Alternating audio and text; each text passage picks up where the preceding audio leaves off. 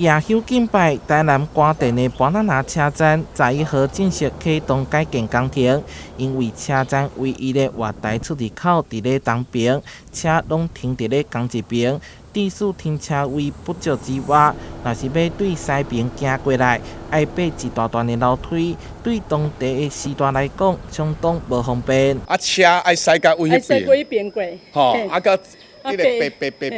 爬过车，行落来，嘿，对啊，对啊。你去病院，你着搁爱行遮久，系啊，对无？坐车你都爱爬天桥啊，因为咱通常吼来伫遮的人，大多数拢一寡较年长的，譬如讲伫65岁以上到80岁这段的人。立委郭国文办理祭拜会刊，经过10天的时间。总算争取到5800万的经费，甲巴拿拿车站重新设计，除了有跨站式天桥，互东西两边拢方便通行，阁增加电梯、无障碍设施，同时改善停车问题。看起来呢是一个无人的车站，但是呢出入的人口数呢比有人的车站搁较侪，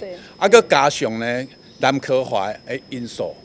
所以讲未来这使用率的相当的高。所以说这个车站如果做好之后，对长者是一种尊重啦，可以方便。尤其少年无伫的，就是爱是大人家己坐车，安尼互伊会当更加方便来使用。未来